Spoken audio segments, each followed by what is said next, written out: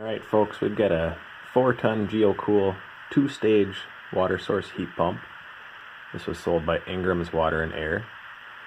This is my replacement unit, replacing a unit that after less than 1 year had the compressor lock up, and the compressor got going again, and it's undetermined whether the compressor sent some junk through the lines or if there was existing debris inside the lines that just got caught up in the TXV. Either way, the replacement unit finally degraded enough where the COP, coefficient of performance, was 1 to even less than 1. And it took me about 2 months of back and forth with Ingram's Water and Air. And finally we agreed that I would buy a new unit. Once I returned the old one, I'd be refunded a percentage of the cost. Since my setup is everything is set up for the GeoCool unit, I figured I would give it one more shot before I change brands. So here is the model information, and you can see this is I installed it last night. It had some issues, shut down on low pressure right away, so I let it sit until today, and now I'm just going through and documenting. So we shut down on a low pressure fault. You can see we've hooked our gauges up. We've got our amp meter clamped onto one of the legs of the circuit. Here's our gauges. We're going to go over and we're going to reset the breaker so we clear that fault.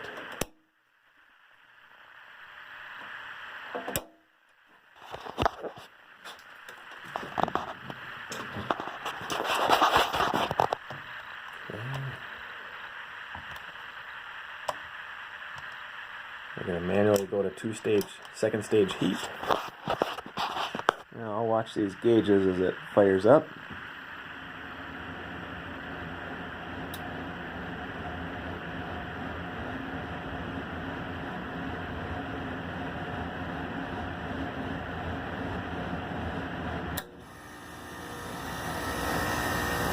And they never moved. So it appears that this unit is low on refrigerant. We'll go ahead and we'll see how many amps that compressor is drawing.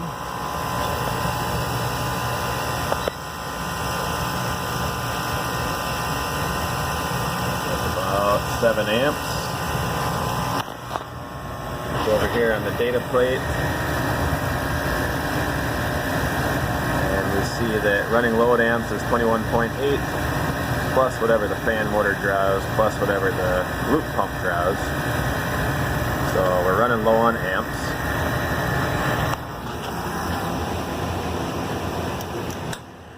Shut her down here. And the compressor spin down, sounds a little dry. So we're gonna close off our valves. As we disconnect these, notice there's no spray of refrigerant.